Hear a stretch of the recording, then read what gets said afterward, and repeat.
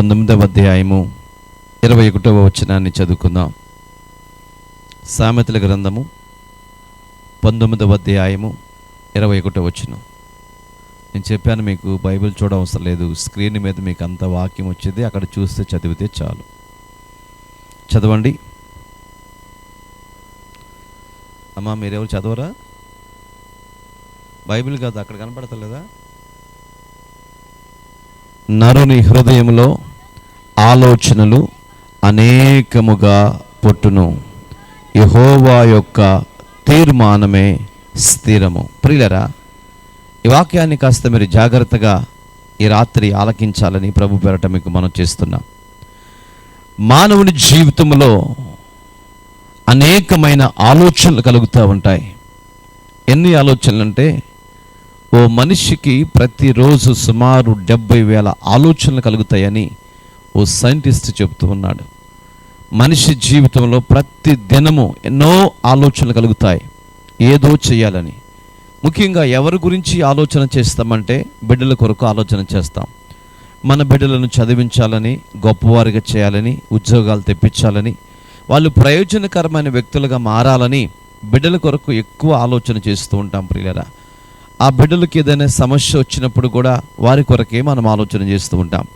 నరుని హృదయంలో అనేకమైన ఆలోచనలు పడతాయి, కానీ మనం ఆలోచిస్తాం, కానీ చివరికి దేవుని చిత్తము మాత్రమే మనిషి జీవితంలో నెరవేరుతుంది. కానీ మనం అనుకున్నది ఏది కూడా జరగదు. ఆయన ఏదనుకుంటే అది జరిగింది, కానీ మనం అనుకున్నది ఏది కూడా జరగదు అని బైబిల్ చెప్తుంది. కాస్త ముందుకు వెళదాం. కీర్తన గ్రంథము 20వ కీర్తన 4వ వచనంలో, నీ కోరికను సిద్ధింపచేసి నీ ఆలోచన యావత్తును సఫలపరచును గాక. ఈ మాట మనం చూస్తే ప్రతి మనిషి జీవితంలో రకరకాల కోరికలు ఉంటాయి, రకరకాల ఆలోచనలు ఉంటాయి. అయితే అవి నెరవేరవు.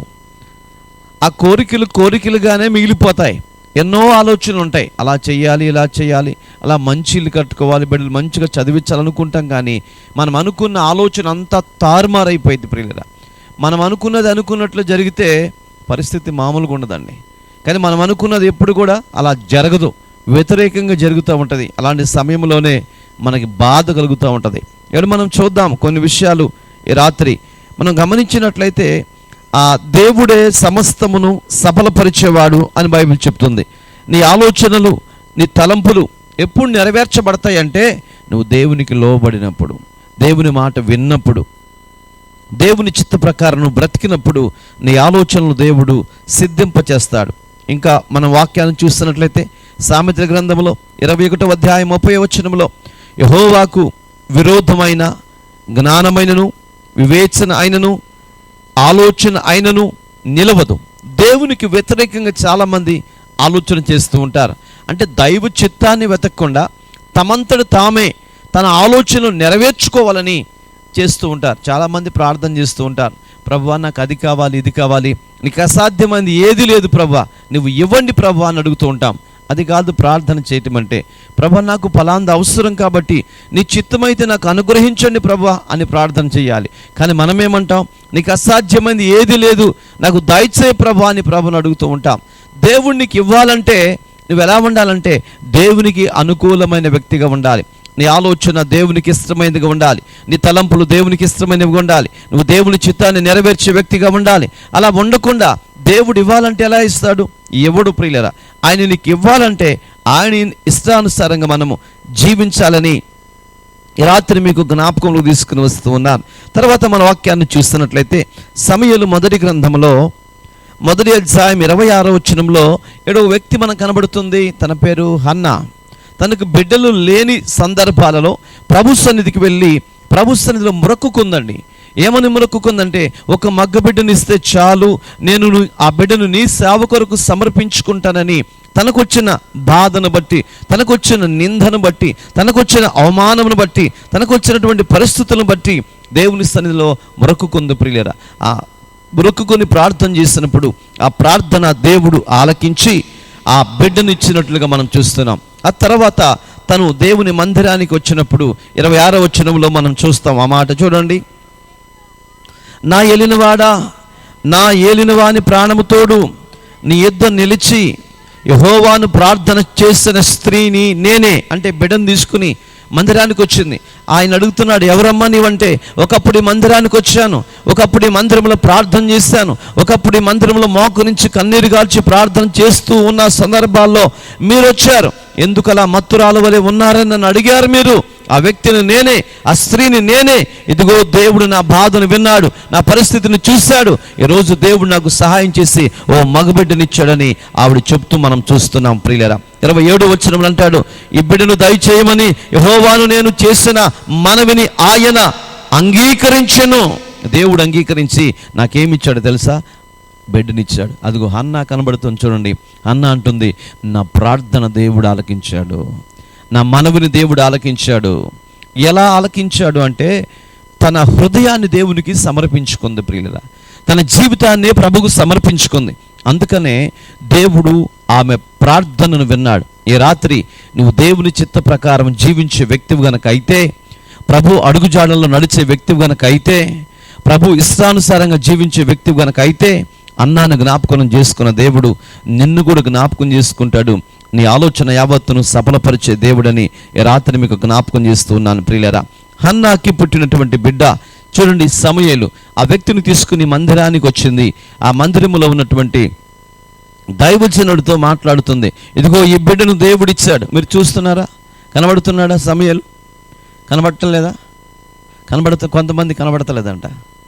Very good. సమూయేలుని చూపిస్తూ చెప్తుంది, ఇదిగో ఈ బిడ్డను దేవుడిచ్చాడు నాకు, నా మనవిని దేవుడు విన్నాడు, నా ప్రార్థన దేవుడు విన్నాడని ఆ వ్యక్తిని తీసుకుని వచ్చింది ప్రియులారా. ఆ వ్యక్తి చిన్న వయసు నుంచే దేవుని సమక్షంలో దేవుని కొరకు బ్రతికిన వ్యక్తిగా మనం చూస్తున్నాం. ఆ దైవజనుడు వచ్చి ఆ బిడ్డ కొరకు ప్రార్థన చేశాడు. ఆ పాలు మరిచినప్పుడు తీసుకొచ్చి మందిరంలో విడిచిపెట్టినటువంటి ఆ నాటి నుంచి ఒక ఉన్నతమైన వ్యక్తిగా ప్రభు సన్నిధిలో ఆయన జీవించాడు. చిన్న వయసు నుంచే దేవుడు ఆ వ్యక్తితో మాట్లాడటం మనం చూడగలుగుతున్నాం. దేవుని పరిశుద్ధ నామమునకు మహిమ కలుగును గాక. సమూయేలు పెరుగుతూ ఉన్నాడు, పెద్దవాడైపోతున్నాడు. అక్కడ ఉన్న దైవజనుడితో దేవుడు మాట్లాడకపోయినా ఆ సమూయేలుతో దేవుడు మాట్లాడుతున్నాడు. అనేకమైన సంగతులను తెలియచేశాడు. బాలుడుగా ఉండగానే, చిన్న వయసులో ఉండగానే దేవుడు ఆ వ్యక్తితో మాట్లాడుతూ వచ్చాడు. కారణము ప్రార్థనా జీవితం కలిగిన వ్యక్తులతో దేవుడు నిత్యము ఉండేవాడని రాత్రి మీకు జ్ఞాపకం చేస్తూ ఉన్నాను. దేవుని పరిశుద్ధ నామమునకు మహిమ కలుగును గాక. హల్లెలూయా చదవమ్మ గట్టిగా, హల్లెలూయా. క్రీస్తునందు ప్రియులారా, ఇశ్రాయేలు కుటుంబంలో కుటుంబం ఉంది.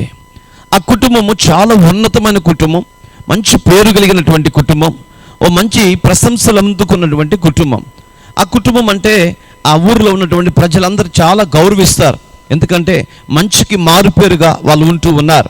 ఓ మంచి కుటుంబముగా వాళ్ళు జీవిస్తూ ఉన్నారు. అయితే ఆ భార్య భర్తలకు మరి వాళ్ళు గమనించినట్టయితే ఒక బిడ్డను దేవుడిచ్చాడు. ఒక బిడ్డ ఉన్నది, ఒక ఆడపిల్ల ఉంది.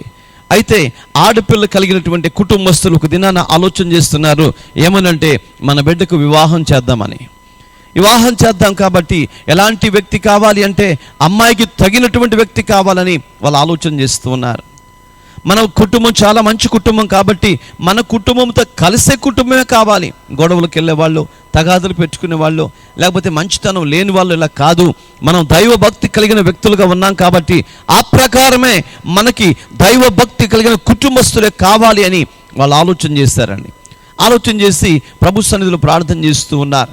ఎలాంటి వ్యక్తిని అల్లుడుగా చేసుకోవాలని ప్రార్థన చేస్తున్నారు.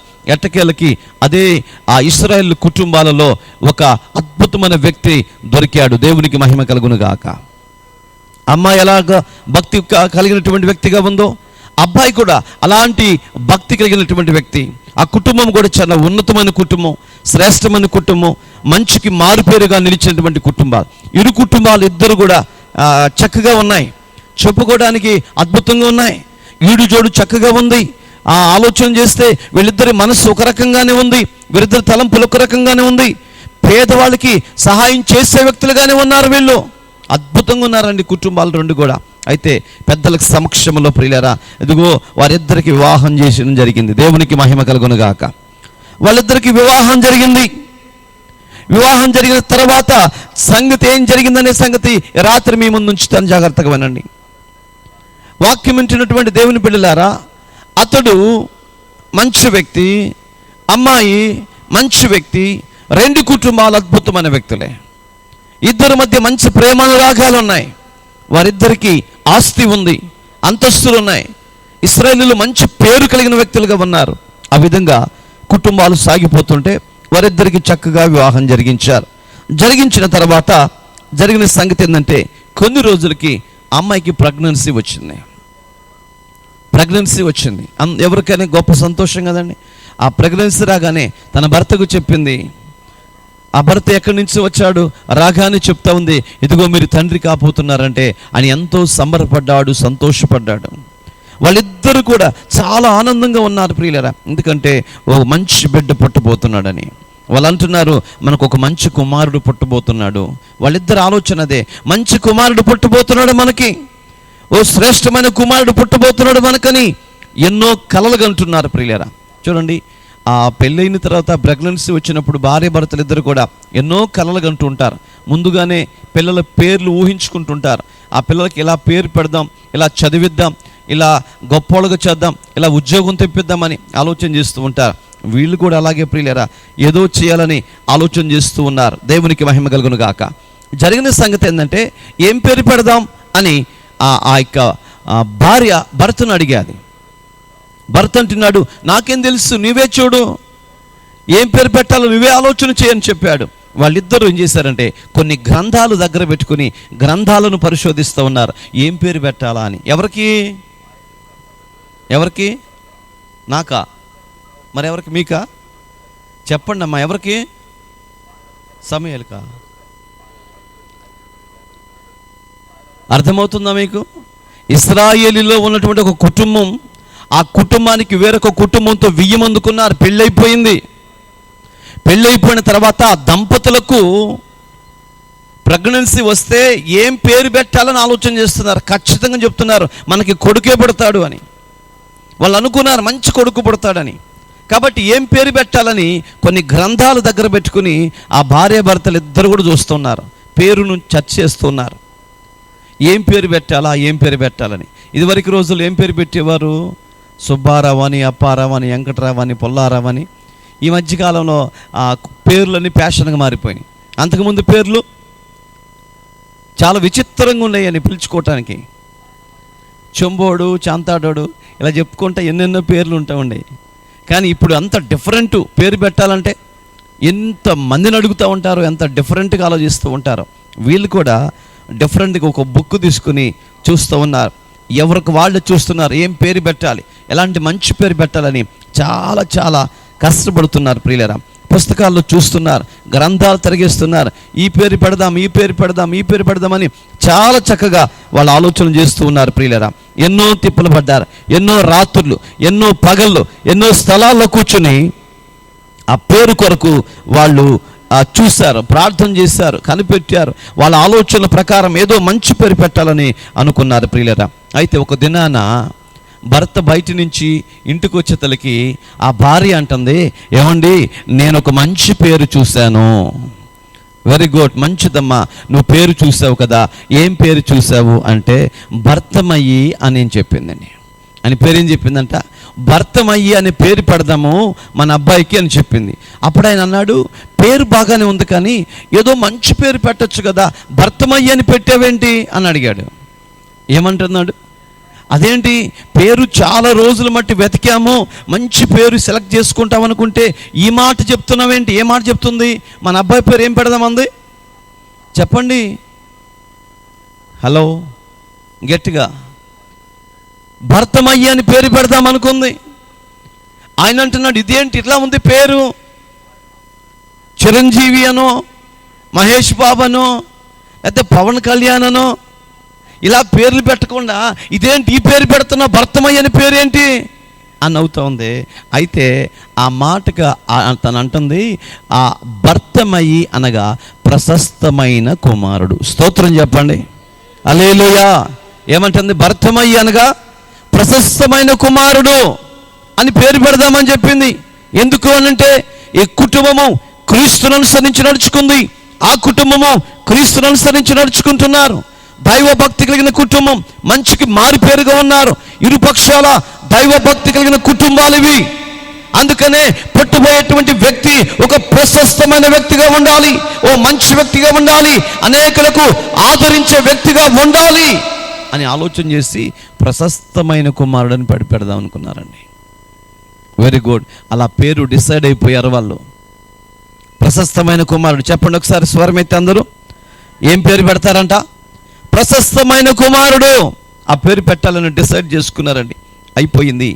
వాళ్ళిద్దరు అంటున్నారు ప్రశస్తమైన కుమారుడు ఏంటి అని భర్త అడుగుతుంటే తను చెప్తుంది భర్తమయ్య అనగా ప్రశస్తమైన కుమారుడని ఆమె చెప్తా ఉందండి. ఆ తర్వాత జరిగిన సంగతి ఏంటంటే, ఓ దినాన ఆయన ఇంటి దగ్గర లేడు. ప్రసవ దినాలు నిండాయి. నిండుగానే తనను తీసుకుని ఆడ దగ్గరలో ఉన్నటువంటి హాస్పిటల్కి తీసుకుని వెళ్ళారు. ఆ మంత్రసాన్ అక్కడే ఉన్నది. డెలివరీ అయ్యే సమయం. భర్త ఎక్కడో దూరంగా ఉన్నాడు. వీళ్ళ ఆలోచనలో ఒక మంచి బిడ్డ పుడతాడని. నిజమే, ఓ మంచి కుమారుడు పుట్టాడు. ఒకసారి గట్టిగా చెప్పలు కొడదామా? ఈ అబ్బాయికి ఏం పేరు పెట్టాలనుకున్నారు మీరు? చెప్పండి, ఏం పేరు పెట్టాలనుకున్నారు? ప్రశస్తమైన కుమారుడు. ఆ పేరు పెట్టాలనుకున్నారు. భర్త అయితే అక్కడ లేడు. తను డెలివరీ అయిపోయింది. అయిపోయిన తర్వాత ఈ వార్త ఎట్టకేలకు తనకు తెలిసి చాలా ఫాస్ట్గా తొందరగా హాస్పిటల్ దగ్గరికి చేరుకుని వచ్చాడు. ఆ బిడ్డను చూశాడు. ప్రియులరా, ఆ బిడ్డ ఎలా ఉన్నాడంటే పసిబిడ్డ. ఇదిగో ఇలా పట్టుకుని పైకి లేపాడు. పైకి లేపి ఆ బిడ్డ వైపు చూస్తూ ఉన్నాడు. బిడ్డ వైపు చూస్తూ ఉండగానే ఇక ఈ తండ్రికి కళ్ళల్లో కొండ కన్నీళ్లు కారిపోతూ ఉన్నాయి. ఆ పిల్లోడిని ఇలా పట్టుకున్నాడు. పిల్లోడు ముఖంలో ముఖం పెట్టి చూస్తున్నాడు.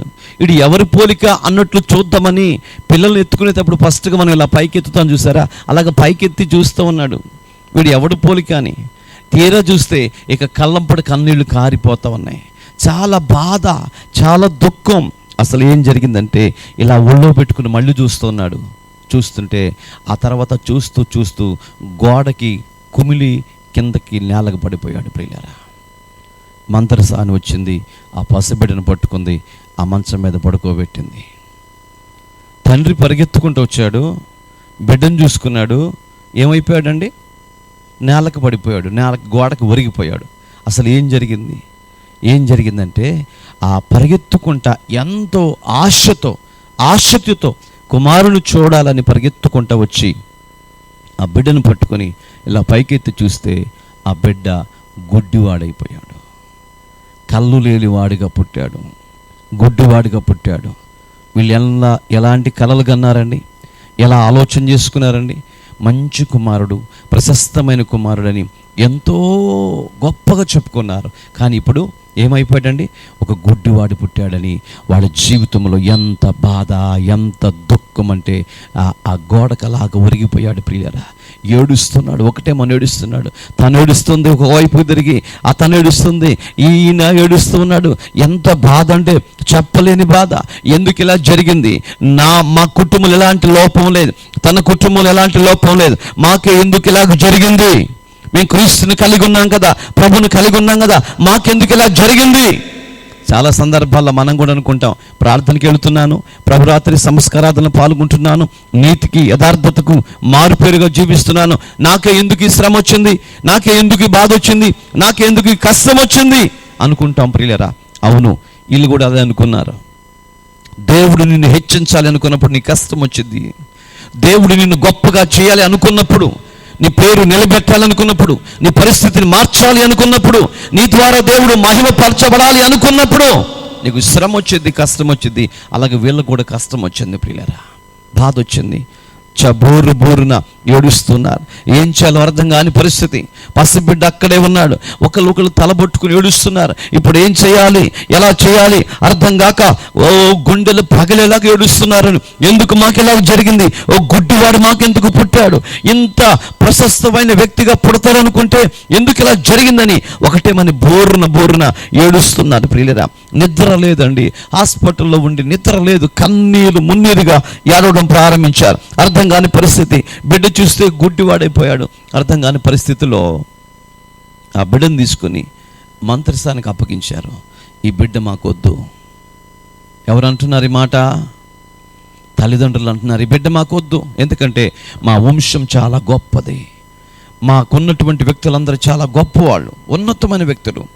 ఈ గుడ్డివాడిని తీసుకెళ్ళి మా ఇంట్లో మేము పెంచలేము. నలుగురు మమ్మల్ని ఏదో ఒక రకంగా అనుకుంటారు, మేమేదో పాపము చేస్తామని మమ్మల్ని తక్కువ చేసి చూస్తూ ఉంటారు. ఈ గుడ్డివాడిని కూడా తక్కువ చేసి చూస్తూ ఉంటారు. ఇలా బ్రతుకుతో మాకు ఇష్టం లేదు, కాబట్టి వీడు మాకొద్దు, ఏం చేస్తావో మాకు తెలియదని మంత్రసాని చేతిలో పెట్టారు, వెళ్ళిపోయారు. ప్రియులారా, ఆవిడ ఆ బిడ్డకి పాలు పట్టించి మెల్లిగా ఆ బిడ్డను పెంచుతూ వచ్చిందండి. గుడ్డివాడిని పెంచుతూ వచ్చింది. తల్లి తండ్రి విడిపోయారు. వాళ్ళిద్దరూ ఎవరి దాన్ని వాళ్ళు వెళ్ళిపోయారు. అనుకున్నది ఒకటి, జరిగింది ఒకటి. ఇక మనకి సంతోషం పోయిందని, సమాధానం పోయిందని వాళ్ళిద్దరు విడిపోయి ఎవరి దారిని వాళ్ళు వెళ్ళిపోయారండి. ఒక బాధాకరమైన పరిస్థితి. కుమారుడు పుట్టడం వల్ల సంతోషం వచ్చింది అనుకున్నారు, కానీ కుమారుడు రావటం వల్ల కుటుంబం చిన్నాభిన్నమైపోయిందండి. చిన్నాభిన్నమైపోయింది. ఎవరికి వాళ్ళు విడిపోయారండి. బిడ్డేమో ఇదిగో మంత్రస్థానం దగ్గరికి వచ్చాడు, బిడ్డను పెంచుతూ ఉంది, పెరుగుతూ ఉన్నాడు, పరిస్థితులు మారుతాయి అని చూస్తుంది. కానీ పిల్లోడు పెరిగాడు, కానీ పరిస్థితులు మారటం లేదు. పిల్లాడు పెరిగాడు కానీ పరిస్థితులు మారటం లేదు. పిల్లాడు కొంచెం కొంచెం కొంచెం పెరుగుతున్నాడు, పెద్దవాడైపోతున్నాడు, కానీ గుడ్డివాడిగా బ్రతికే దౌర్భాగ్యపు స్థితి వచ్చేసింది. ప్రియులరా, తల్లి ఒక చోట, తండ్రి ఒక చోట, కుమారుడు ఒక చోట. ఒకప్పుడు ప్రశస్తమైన కుమారుడు కావాలని కోరుకున్నారు వీళ్ళు. ఇప్పుడు కుటుంబం ఏమైపోయిందండి? చిన్నాభిన్నమైపోయింది. ఏం అర్థం కాని పరిస్థితుల్లో నలిగిపోతున్నారు. వీడు పెరిగాడు, ఇదిగో పెరుగుతూ అనుకుంటున్నాడు, అసలు నేనెవరు, నా పరిస్థితి ఏంటి, మా అమ్మ ఎవరు, మా నాన్న ఎవరు, నాకెందుకు ఈ పరిస్థితి వచ్చింది, ఈ లోకం అంటే ఏంటి, ఈ లోకంలో బ్రతకడం అంటే ఏంటి, ఈ చీకటి బ్రతుకులు నాకేంటని ప్రతి దినము ఆలోచన చేస్తున్నాడు. ప్రియులారా, ఒంటరిగా కూర్చుని ఆలోచన చేస్తూ ఉన్నాడు. అసలు ఏంది నా పరిస్థితి, నా బ్రతికేంటని అందరు గుడ్డోడా అని పిలుస్తుంటే ఆ బాధకు తట్టుకోలేక ఒంటరిగా కొన్ని దినాలు గడిపాడు. ఆ తర్వాత ఇక భిక్షం అడుక్కోవటం ప్రారంభించాడు. ఎందుకంటే ఆ కుటుంబం కూడా బ్రతకాలి కదండి. అందుకనే ఈ వ్యక్తిని ఎవరైతే పెంచుతున్నారో ఆ వ్యక్తి తీసుకెళ్ళి రోడ్డు ప్రక్కన కూర్చోబెడితే ఆ రోడ్డు ప్రక్కన కూర్చుని భిక్షం అడుక్కుంటూ ఉండేవాడు. ఆ భిక్షం అడుక్కున్న డబ్బులు తీసుకుని వెళ్ళి వీళ్ళిద్దరూ బ్రతుకుతూ ఉండేవాళ్ళు. ఎలాంటి దౌర్భాగ్య పరిస్థితి వచ్చిందో చూడండి. తండ్రి కుటుంబం ఉన్నతమైన కుటుంబం, తల్లి కుటుంబం ఉన్నతమైన కుటుంబం, కానీ ఈ కుర్రోడి పరిస్థితి ఏముంది? గుడ్డివాడైపోయాడు. పరిస్థితులు తారుమారైపోయినాయండి. చాలా దుఃఖంతో త్రోవ పక్కన కూర్చొని భిక్షం అడుక్కుంటున్నాడు, ఆలోచన చేస్తున్నాడు. చాలా బాధ, ఏం చేయాలో అర్థం కాని పరిస్థితి. అలసిపోయాడు, జీవితంలో అలసిపోయాడు. ఎంత అలసిపోయాడంటే త్రోవ పక్కనే పడుకుంటున్నాడు, త్రోవ పక్కనే తింటున్నాడు, త్రోవ పక్కనే కూర్చుంటున్నాడు. ఎంత భయానకమైనటువంటి పరిస్థితుల మధ్య, దిగజారిపోయిన పరిస్థితుల మధ్య తన జీవిత నావ కొనసాగిపోతుంది. అనేక మంది వస్తున్నారు, గుడ్డివాడికి భిక్షం ఇస్తున్నారు, ఆ భిక్షాన్ని తీసుకుంటున్నాడు. కానీ తనలో ఒక ఆలోచన. ఎందుకంటే అందరు అంటున్నారు, అరే నువ్వు పుట్టావు, దరిద్రత పట్టింది, నువ్వు పుట్టావురా, దరిద్రత పట్టింది, మీ అమ్మ నాన్న విడిపోయారు, మీ కుటుంబం చిన్నభిన్నమైపోయింది, నువ్వు నేల మీద పుట్టడమే దరిద్రత వచ్చింది అని అంటుంటే ఆ మాటలు పదే పదే గుర్తొస్తూ ఉన్నాయి. ఇంతకు మా అమ్మ ఎవరు, మా నాన్న ఎవరు, నేనెందుకు గుడ్డోడిగా పుట్టాను, నా బ్రతుకు ఎందుకు ఇలా అయిపోయింది అని భిక్షం అడుక్కుంటున్నాడే కానీ తన మైండ్లో ఒక్కటే ఆలోచన, ఎందుకు ఇలా జరిగిందని. చాలా బాధ. వరుసన భిక్షగాళ్ళందరూ కూర్చుని ఉంటే వాళ్ళ మధ్యలోకి ఒక ప్రక్కన తీసుకుని వెళ్ళి ఆవిడ కూర్చోబెడితే వాళ్ళందరూ గుసగుసలు చెప్పుకుంటున్నారు. అక్కడి నుంచి లేచి వెళ్ళిపోతున్నాడు. అరే ఈడు వచ్చాడురా, ఈడున్న స్థలంలో దరిద్రత ఉంటుంది, ఈడెక్కడుంటే అక్కడ దరిద్రత ఉంటుంది, ఈడెక్కడుంటే అక్కడ ఆ ఆశీర్వాదం కనబడదు, కుటుంబాలు చిన్నభిన్నమైపోతాయి, పదండి వెళ్ళిపోదామని అతని ముందే మాట్లాడుకుంటున్నారు. ప్రియులరా, అంటే అక్కడ కూర్చుంటే ఆ కూర్చున్న వ్యక్తులు, మిగతా భిక్షగాళ్ళు ఇతని గురించి మాట్లాడుకుంటుంటే గుండె పగిలిపోయే బాధ వచ్చిందండి. అందరూ ద్వేషిస్తూ ఉన్నారు, అందరూ దూషిస్తున్నారు. ఎలాంటి కుటుంబం ఎలా అయిపోయిందో, వీ దరిద్రుడు పుట్టాడు, ఇలా పరిస్థితి మారిపోయిందని వాళ్ళు ఒకరికొకరు మాట్లాడుకుంటుంటే ఆ మాటలన్నీ విని గుండె చిన్న భిన్నమైపోయింది. ప్రియులరా, రోడ్డు మీదే మోకరించి అసలు దేవుడనేవాడు ఉన్నాడా, ఉంటే నాకెందుకు ఈ దుర్గతి వచ్చింది, నా పరిస్థితి ఎందుకు ఇలా మారిపోయింది, అసలు నేను ఎందుకు ఒంటరి అయిపోయాను, నా తల్లి ఎక్కడుంది, నా తండ్రి ఎక్కడుంది, నేనెందుకు అనాథగా గుడ్డివాడిగా బ్రతుకుతున్నానని ఇదిగో రోడ్డు మీద మోకరించి అడుగుతూ ఉన్నాడు. ప్రియరా, కన్నీరు మున్నీరు గడుస్తున్నాడు, తిండి తింటలేదు. ఎందుకంటే భిక్షం అడుక్కోవాలి, భిక్షం అడుక్కుంటాకు తీసుకెళ్తే అక్కడ ఎవరు మాట్లాడుతున్నారు, ప్రక్కన కూర్చున్నటువంటి వాళ్ళు చూటిపోటి మాటలు మాట్లాడుతున్నారు. ఆ బాధను చూసి, ఆ పరిస్థితిని చూసి చాలా దుఃఖపడుతున్న సందర్భాల్లో అదుగో యేసుక్రీస్తు ప్రభువారు ఆ త్రోవ గుండా వస్తున్నాడు. బిగ్గరగా చెప్పలు కొడదామా? ఆ త్రోవ గుండా యేసుక్రీస్తు ప్రభువారు వస్తున్నాడు. ఏ త్రోవ పక్కన కూర్చుని మోకరించి ఏడ్చుతున్నాడో, బాధపడుతున్నాడో, దుఃఖపడుతున్నాడో, గుడ్డివాడిగా అందరి చేత ద్వేషింపబడుతున్నాడో, ఇదిగో తల్లి తండ్రి చేత నెట్టు వేయబడిన వాడుగా ఎక్కడైతే ఒంటరిగా మిగిలిపోయాడో అక్కడికి యేసుక్రీస్తు ప్రభువారు నడుచుకుంటూ ఆ మార్గం గుండా వచ్చాడు. దేవునికి మహిమ కలుగును గాక. మార్కు సువార్త 10వ అధ్యాయము 46వ వచనములో మనం చూస్తాం. వారు యెరికో పట్టణమునకు వచ్చిరి. ఆయన తన శిష్యులతో బహుజన సమూహముతో యెరికో నుండి బయలుదేరి వచ్చుచుండగా తిమయు కుమారుడైన బర్తిమయ్యను గుడ్డి భిక్షకుడు త్రోవ పక్కన కూర్చున్నాడు. ఇదిగో యేసుక్రీస్తు ప్రభువారు లాగా వస్తూ ఉంటే ఇదిగో ఈ గుడ్డి భిక్షగాడు ప్రశస్తమైన కుమారుడని ఏ పేరు అర్థం వస్తుందో, ఏ పేరైతే పెట్టుకున్నాడో ఈ వ్యక్తి త్రోవ పక్కన కూర్చుని ఏడుస్తూ ఉన్నాడు, బాధపడుతున్నాడు. ఆ పరిస్థితిని యేసుక్రీస్తు ప్రభువారు చూశాడు. ప్రియులారా, 47వ వచనంలో చూస్తే ఈయన నజరేయుడు యేసు అని వాడు విని, దావీదు కుమారుడా యేసు నన్ను కరుణించుమని కేకలు వేయటం ప్రారంభించాడండి. అంటే గుడ్డివాడికి ఎవరి గురించి తెలిసిందండి? యేసుక్రీస్తు గురించి తెలిసింది. అందుకని మోకరించాడు రోడ్డు మీదే. ఏ రోడ్డు మీద మోకరించాడో, ఏ రోడ్డు మీద కన్నీళ్లు గార్చడం ప్రారంభించాడో అదే రోడ్డు పైగా నా యేసుక్రీస్తు ప్రభువారు నడుచుకుంటూ వచ్చాడు. ప్రియులారా, ఇతని కార్చిన కన్నీళ్లు నా దేవుణ్ణి నడిపించాయి. ఈరోజు నువ్వు చేసే ప్రార్థన, నువ్వు కార్చే కన్నీళ్లు నా దేవుణ్ణి సింహాసనము నుంచి నీ ముందర నిలబెడతాయి. ప్రియులారా, నీ దగ్గరకు వస్తాడు నా దేవుడు.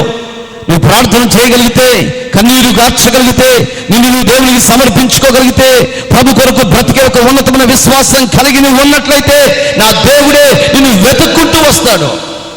నా దేవుడే నిన్ను వెతుక్కుంటూ వస్తాడు. ప్రియులారా, కాబట్టి రాత్రి మీరు గమనించండి. ఆ గుడ్డివాడు త్రోవ పక్కన కూర్చొని రోడ్డు మీద కూర్చుని మోకరించి ఏడిస్తే యేసుప్రభు అక్కడికి వచ్చాడండి. ఆ యేసుప్రభును చూసి ఆ గుడ్డివాడు ఆ కళ్ళు కనబడవు కాబట్టి యేసు అని విని, దావీదు కుమారుడా యేసు నన్ను కరుణించుమని కేకలు వేయ మొదలుపెట్టాను. చూడండి, కేకలు వేస్తున్నాడు. ఆ కేకలు, ఆ అర్థనాదము నా దేవుడు విన్నాడు. ప్రియులారా, ఆ గుడ్డివాని యొక్క స్వరము దేవుడు విన్నాడు. తల్లి వినలేదు, తండ్రి వినలేదు, ప్రక్కన ఉన్నటువంటి తోటి భిక్షగాళ్ళు వినలేదు. కానీ ఎవరు విన్నారా బాధ అంటే? నా యేసయ్య విన్నాడు.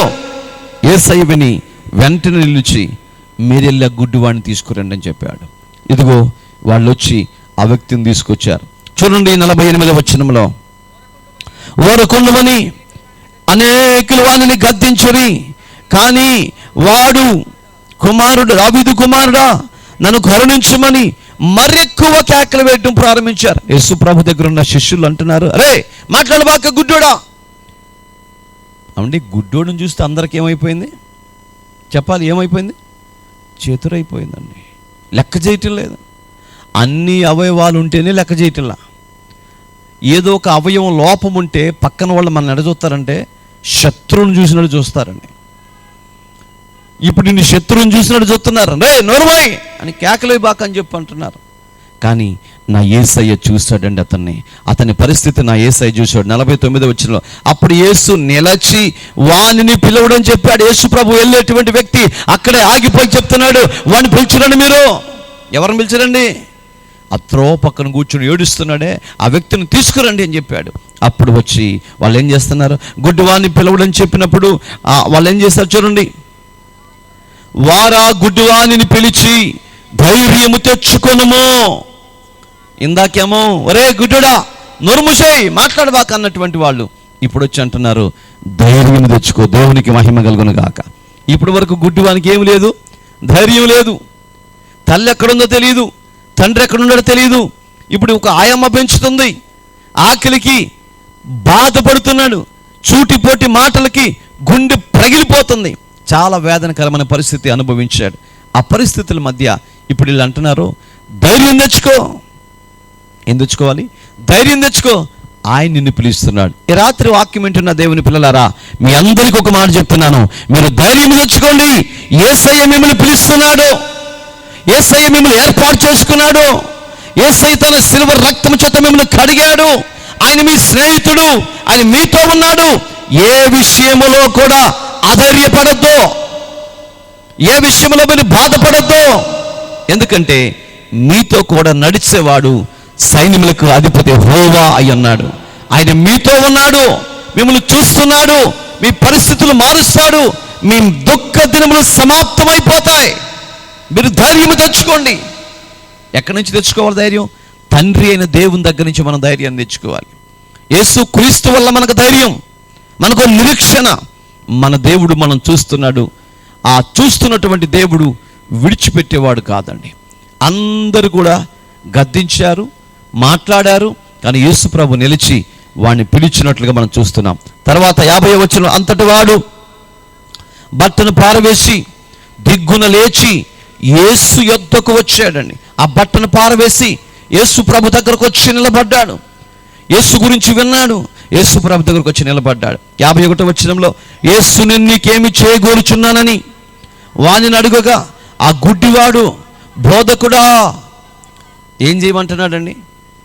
దృష్టి కలగజేయమని అంటున్నాడు. ఇప్పుడు మనం అనుకుందాం ఒక మాట, భిక్షమడుకునేటువంటి వ్యక్తి ఏమడగాలి? నాకు ధర్మం చేయమని అడగాలి.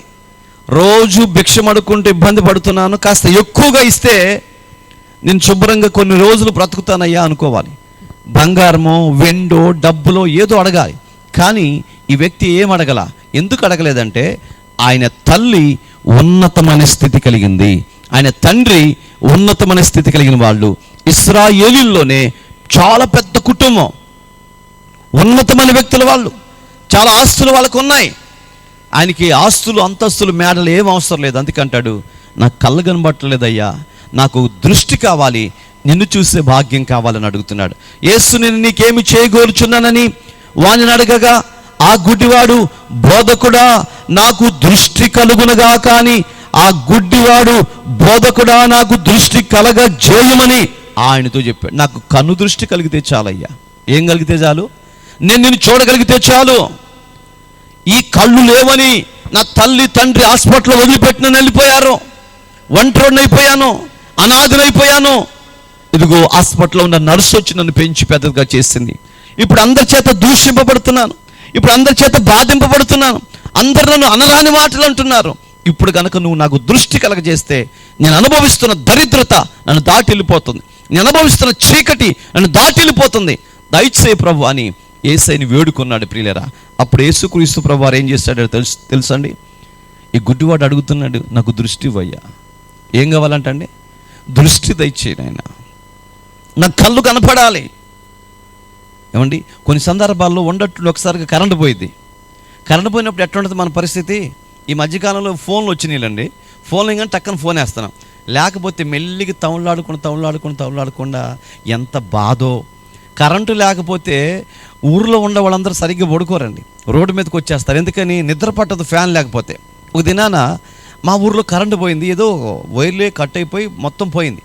ఒక్కొక్కరు రోడ్డు మీదకి వస్తున్నారు. ఊరు మొత్తం రోడ్డు మీదకి వచ్చి దోమలు కొడుతున్నాయి. నడుచుకుంటా సెంటర్కి వెళ్ళారు, మళ్ళీ నడుచుకుంటా ఈ దగ్గరికి వచ్చారు. ఇక తెల్లవారులు 3 దాకా నడుస్తూనే ఉన్నారు. కారణం ఏంటంటే ఓ పక్క దోమలు కొడుతున్నాయి, ఓ పక్క కరెంటు లేదండి. అంటే చీకటిలో ఉన్న వ్యక్తి జీవితం అలా ఉంటుంది. ఇప్పుడు ఈయన చీకటిలో ఉన్నాడు కాబట్టి ఆయన జీవితం అలాగ ఉంది. ప్రియులరా, యేసుక్రీస్తు ప్రభువారండి అతని మీద కనికరపడి, స్తోత్రం చెప్పండి గట్టిగా, అతని మీద కనికరం పడి, ఇదిగో నీవు శుద్ధుడు కమ్మని అతన్ని ముట్టి అతని కన్నులను ముట్టాడు. యేసుక్రీస్తు ముట్టిన వెంటనే అతని కన్నులు తెరవబడ్డాయి. గట్టిగా చెప్పులు కొట్టి దేవుని స్తోత్రం చెప్దామా? అతని కన్నులు తెరవబడ్డాయి. ఎప్పటి నుంచో అనుభవిస్తున్న ఆ చీకటి ఛాయలు వీడిపోయాయి. ఆ భయంకరమైన బాధ వీడిపోయింది. ప్రియులరా, ఇదిగో యేసుక్రీస్తు ప్రభువారు తన కన్నులు తెరిచాడు. కన్నులు తెరవగానే అతనికి తేటగా దృష్టి కనపడుతుందండి. దేవునికి మహిమ కలుగును గాక. ఆయన ప్రార్థన చేసి అతని కన్నుల మీద చేతులుంచి అతనికి దివ్యమైన దృష్టి కలగచేశాడు. అందుకు యేసు, నువ్వు వెళ్ళుము, నీ విశ్వాసం నేను స్వస్థపరచునని చెప్పాను. వెంటనే వాడు త్రోవన ఆయన వెంట వెళ్ళి చూపు పొంది వెళ్ళను. స్తోత్రం. అంతకుముందు ఏమి లేదు ఆయనకి, చూపు లేదు. ఇప్పుడు ఏం పొందుకున్నాడు ఆయన? చూపు పొందుకున్నాడు ప్రియుల, ఉన్నతమైన చూపు పొందుకున్నాడు ఆయన. చూపు పొందుకున్న వెంటనే తెలిసింది ఏమని? ఇదిగో ఆయన కన్నులు వచ్చినాయి తెలిసింది. తల్లి పరిగెత్తుకొచ్చింది, తండ్రి పరిగెత్తుకొచ్చింది. ఇప్పుడు అంటున్నారు మా బిడ్డ మాకు కావాలని. ఎప్పుడండి? కళ్ళు వచ్చినప్పుడు. కళ్ళు లేనప్పుడు బిడ్డను వద్దన్నారు, బిడ్డను పక్కకు నెట్టేశారు. కళ్ళు ఎప్పుడైతే వచ్చాయో ఇప్పుడు మా బిడ్డ మాకు కావాలని వచ్చారు. నిజమే ప్రియులారా, మన దగ్గర ఆస్తి ఉన్నంతకాలం చుట్టూ మన చుట్టాలే, మన దగ్గర బలం ఉన్నంతకాలం అందరూ మనం వాడుకుంటారు. అందము, ఐశ్వర్యము, బంగారము, పొలము ఇవన్నీ ఉన్నంతకాలం మన చుట్టూ చుట్టాలు ఉంటారు. మన బిడ్డలు కూడా మనం చూస్తారు. ఇవేమీ లేవనుకోండి, మనం పలకరించే వాళ్ళు ఉండరు, మనం పట్టించుకునే వాళ్ళు ఉండరు, మన స్థితిని మార్చే వాళ్ళు ఎవ్వరు ఉండరండి. కానీ యేసుక్రీస్తు ప్రభువారు ఉన్నతమైన దేవుడండి. ఎందుకంటే మన కొరకు ఎంతగానో తన ప్రాణాన్ని పెట్టాడు.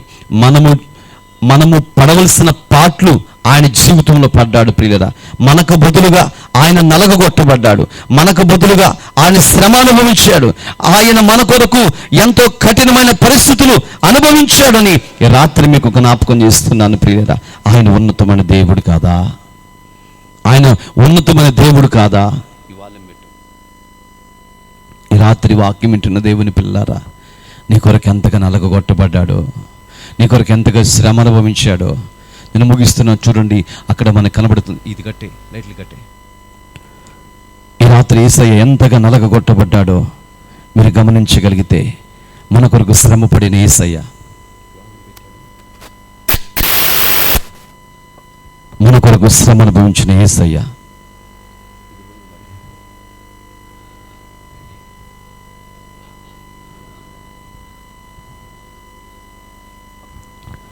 యేసుక్రీస్తు ప్రభువారు మన కొరకు నలగొట్టబడ్డాడు, మన కొరకు గాయపరచబడ్డాడు, శ్రమ అనుభవించాడు, శిక్ష అనుభవించాడు, బాధ అనుభవించాడు, వేదన అనుభవించాడు.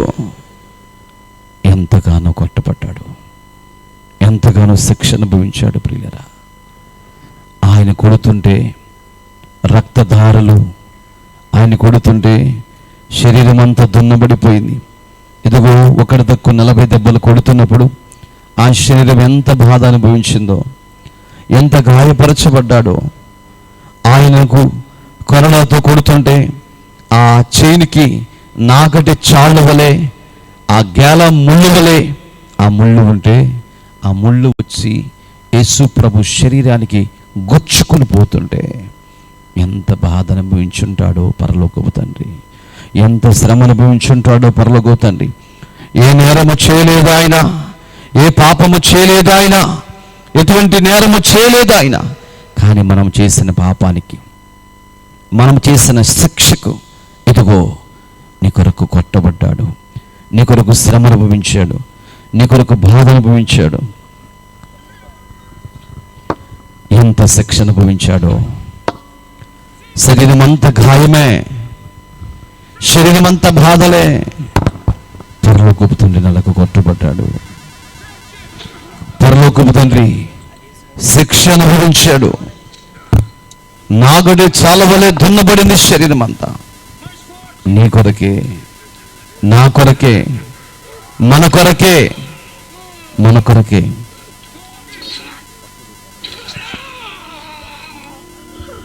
అయ్యో అయ్యో, ఎందుకయ్యా ఇంతగా గాయపరచబడ్డావు? ఎందుకయ్యా ఇంతగా నలగగొట్టబడ్డావు? ఎందుకయ్యా ఇంత శ్రమ అనుభవించావు? అంటే మన కొరకే పిల్లలారా, మనం బ్రతకాలని, మనం జీవించాలని పరలోకపు తండ్రి ఎంత నలగొట్టబడ్డాడో, ఎంత గాయపరచబడ్డాడో. ఆయన మన కొరకు శ్రమ అనుభవించాడు తండ్రి, ఆయన మన కొరకు బాధ అనుభవించాడు. అనుగుణమున రక్తధారలే ఆయన కొడుతూ ఉంటే ఇదిగో సుమారు 5100 గాయాలు ఆయన శరీరంలో అయిపోయాయి. 2.5 నుంచి 3 అంగుళాలు బారు కలిగినటువంటి ఒక పచ్చి ముళ్ళ కిరీటము తీసుకుని వచ్చి అల్లి ఆయన తలకు పెడితే ఆ పెట్టినటువంటి ఆ ముళ్ళు కిరీటం తర్వాత తీసిన తర్వాత 16 ముళ్ళు కనబడలేదు. అంటే మనకు అర్థమవుతుంది 16 ముళ్ళు అక్కడే ఉండిపోయాయి. ఎంత బాధ, ఎంత దుఃఖము, ఎంత శ్రమ! నీ కొరకు, నా కొరకు ఎంతలా కొట్టబడ్డాడో చూడండి. నీ కొరకు తల్లి ఎలా కొట్టబడ్డాడో చూడండి. సహోదరుడు నీ కొరకు ఎంత శ్రమ అనుభవించాడో చూడండి, ఎంత బాధ అనుభవించాడు. నీ జీవితంలో గొప్ప మార్పునివ్వాలని, నీకు ఒక రక్షణ ప్రణాళిక నీకు ఇవ్వాలని, నువ్వు రక్షించాలని నీ కొరకు తన ప్రాణాన్ని పెట్టాడు. ఆయన.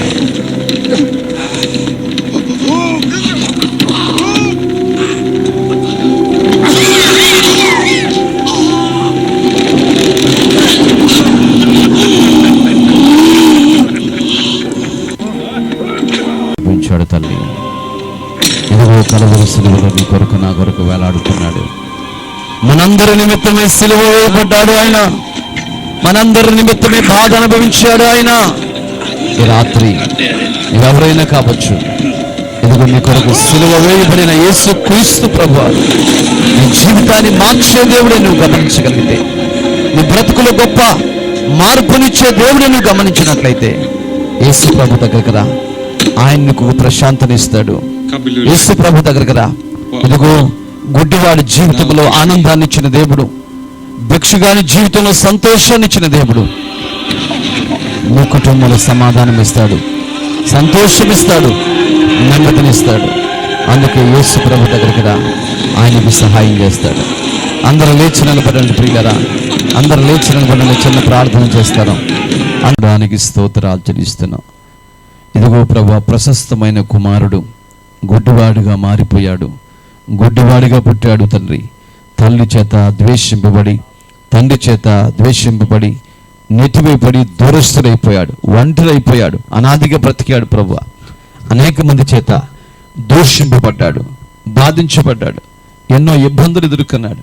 ఇదిగో ప్రభు, ఒక దినాన నీ సన్నిధిలో మోకరించి కన్నీరు గార్చి ప్రార్థన చేస్తున్నప్పుడు మీరు ఆ మార్గం గుండా వెళుతూ అతను చూసి, అతను ధైర్యపరిచి అతని కన్నులు తెరిచారు. నాయన నీకు స్తోత్రాలు. అతని బ్రతుకులో గుర్రెతనాన్ని తీసివేశారు. తండ్రి నీకు వందనాలు. అతని జీవితాన్ని వెలిగించిన దేవా, ఈ రాత్రి ప్రాంతంలో ఉన్న ప్రతి కుటుంబాన్ని వెలిగించండి నాయన. ఈ స్థలంలో వచ్చిన ప్రతి కుటుంబాన్ని వెలిగించండి నాయన.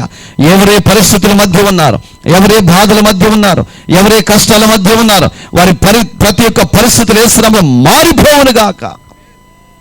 సహాయం ఇచ్చండి. ప్రతి కుటుంబాన్ని దీవించండి, ప్రతి కుటుంబాన్ని ఆశీర్వదించండి. మహిమ ప్రభావముల చేత ప్రార్థిస్తున్నాం. పరిచర్య జరిగిస్తున్న దాసుని చార్లెస్ గారిని ప్రత్యేక మీరు దీవించండి. మరొక సేవకులు ఉన్నారు ప్రభు, వారిని మీరు దీవించండి. వారి సంఘాలు మీరు దీవించండి. ఈ ప్రాంత ప్రజలందరూ మీరు దీవించండి. ముఖ్యంగా ఈ కుటుంబాన్ని ప్రభు, ఇక్కడ స్థలాన్ని సిద్ధపరిచిన కుటుంబ సభ్యులను మీరు దీవించండి. వచ్చిన దూర ప్రాంతం నుంచి వచ్చిన అనేక మంది ఉన్నారు, వారందరూ మీరు దీవించండి. హోలీ గాస్పెల్ మినిస్ట్రీస్ని ప్రత్యేక మీరు దీవించండి. యూట్యూబ్లో లైవ్ ఛానల్లో వీక్షిస్తున్న ప్రతి కుటుంబాన్ని మీరు ఆశీర్వదించండి. ప్రతి ఒక్కరిని మీరు దీవించమని ప్రార్థిస్తూ ఇంతవరకు మాతో ఉన్నందుకు నీకు వందనాలు చెల్లించుకుంటూ నజరేయుడైన యేసుక్రీస్తు వారి శ్రేష్టమైన నామములో ఈ మనవులన్నీ అడిగి వేడుకొనుచు ప్రార్థిస్తుంటున్నాము తండ్రి. ఆమేన్.